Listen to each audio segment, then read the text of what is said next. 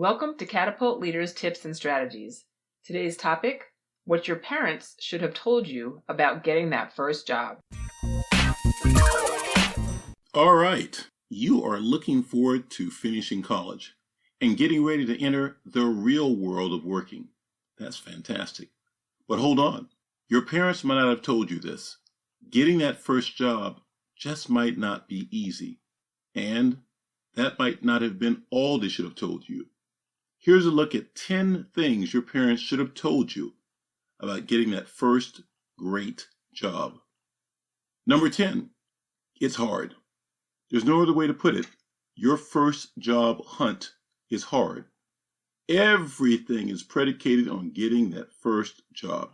You may have envisioned that you'd do well in college, finish strong, and be happily working in the job of your dreams just weeks after graduation. Unfortunately, that is not the case for most college grads.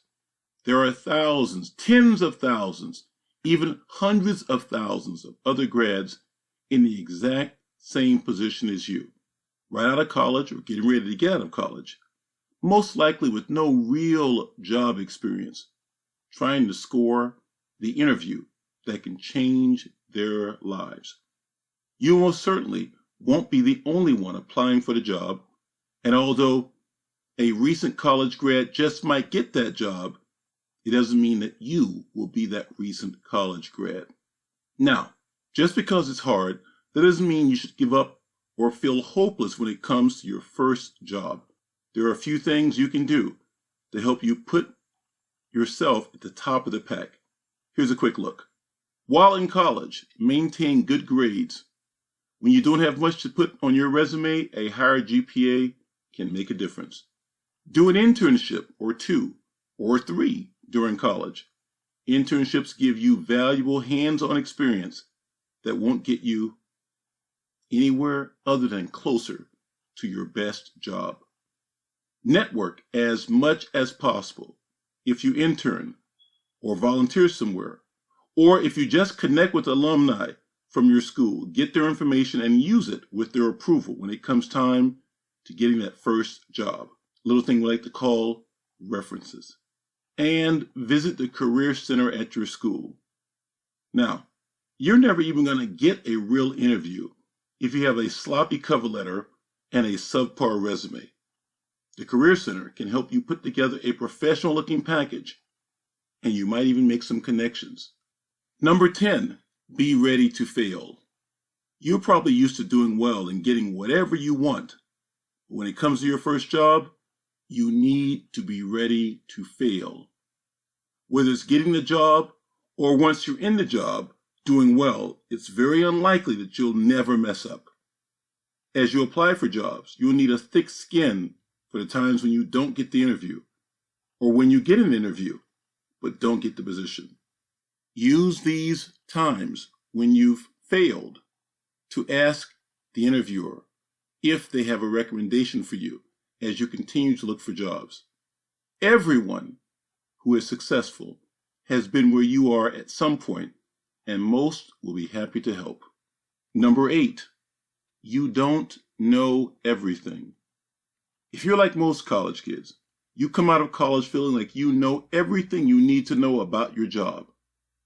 But your parents should have told you that you actually don't know everything when it comes to your first job, or to pretty much anything. Not to throw shade at you, it's just true. Actually, working on the job is a whole lot different than doing well in classes. And that's okay, because no one expects you to know everything. You will have a bit of a learning curve in your first job. Just look at it as a refining process for future jobs, and don't be afraid to ask questions. The smart person asks, the idiot does not. Ask.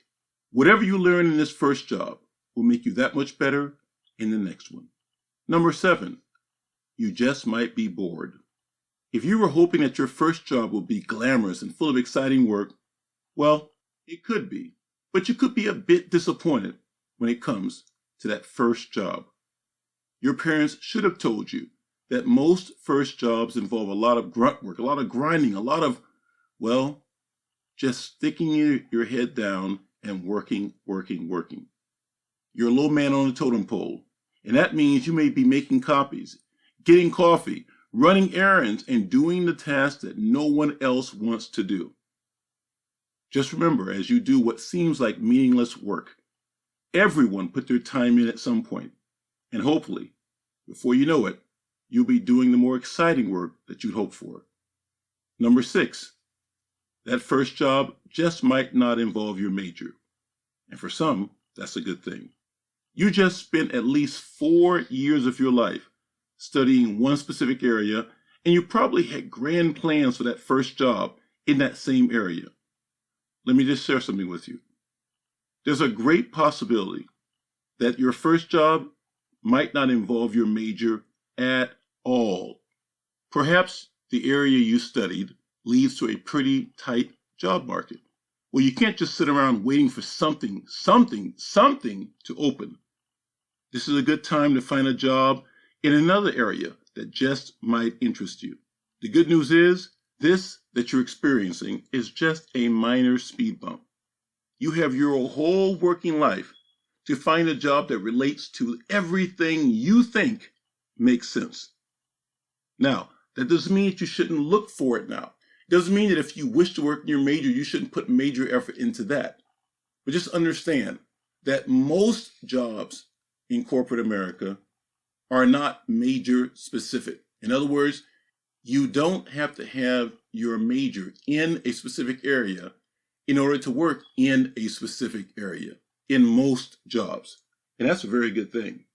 Number 5, pay attention. If you thought having to pay attention ended once you finished your last class in college, your parents should have told you that's just not true.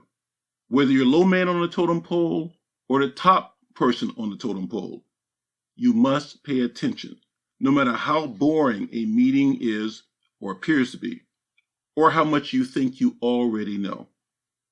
Even if you see senior executives on their phones or spacing out when they talk to you, don't you do it when you talk to them. They've earned the right. Plus, they have a lot more responsibilities than you. Trust me. As the new person, you need to pay attention, be all about detail. That means no phones, no doodling, no earphones in your ears, and definitely no snoozing on the job. Pay attention to everything. Take notes about everything. You should endeavor to know more about all things than anyone else. That's what champions do, and that's what you are. Number 4, your attitude truly matters. Doing good work on your first job will not matter if you have a crummy attitude. Your parents should have told you that your attitude matters, even in the workforce, perhaps especially in the workforce. No one wants to work with or have working for them someone who seems rude or unfriendly. It's also a good idea to try not to get defensive, especially when you're giving corrections or ideas or suggestions on your work. If this is your first job, hey, listen, if it's your 10th job, you're probably going to get corrected a time or two. Some of us got corrected massively early in our careers, and those corrections helped make us superior in our performance. Look at corrections as blessings, because they are.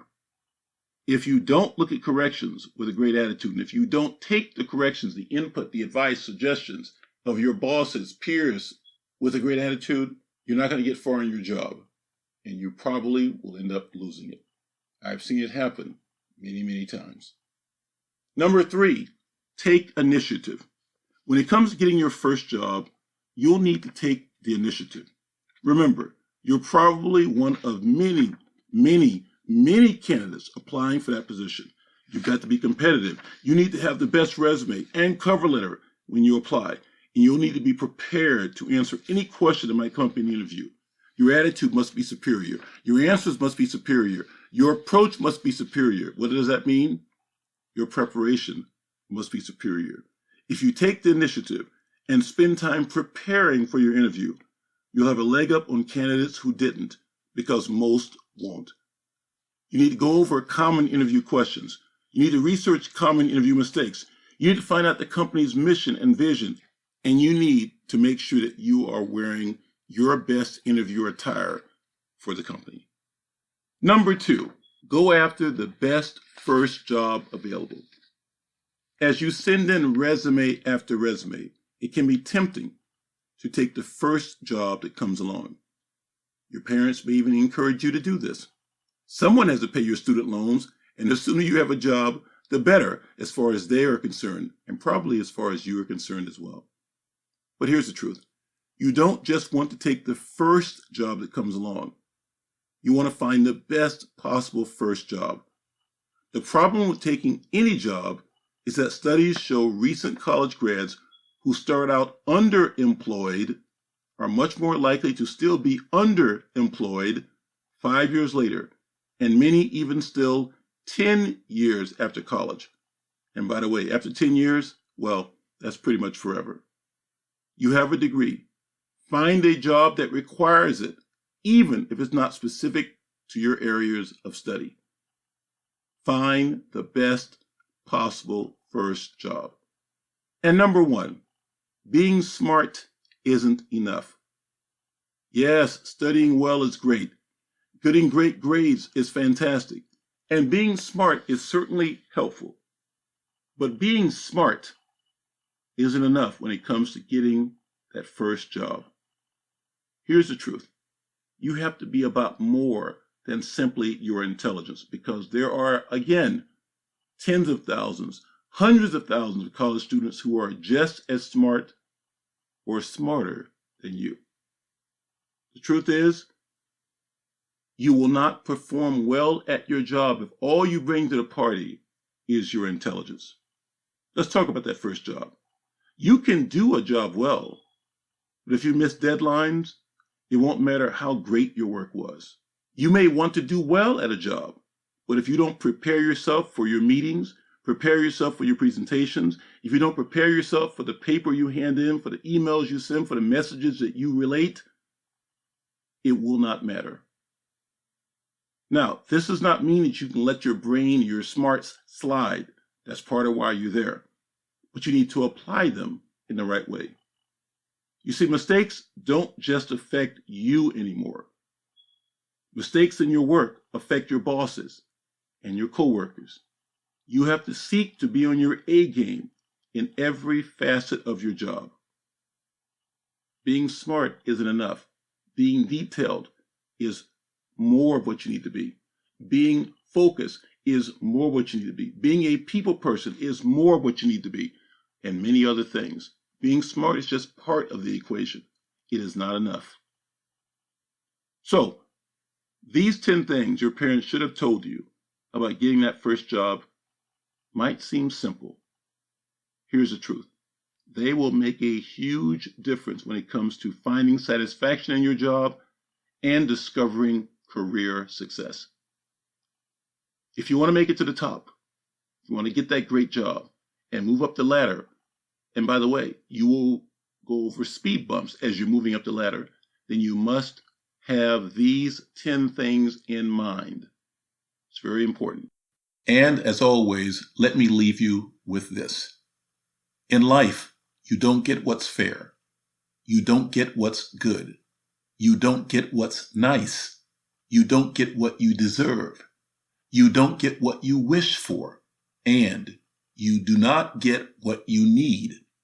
In life, my friend, you get what you do. Period.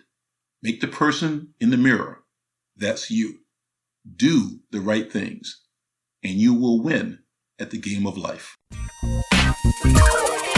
You've listened to Catapult Leaders Tips and Strategies. Be sure and go to catapultleaders.com so that you can apply to the Catapult Leaders program if you are a college student or grad student or a recent graduate. If you are a company leader looking to up-level your company by hiring outstanding new employees, please go to catapultleaders.com and contact us. Let's go.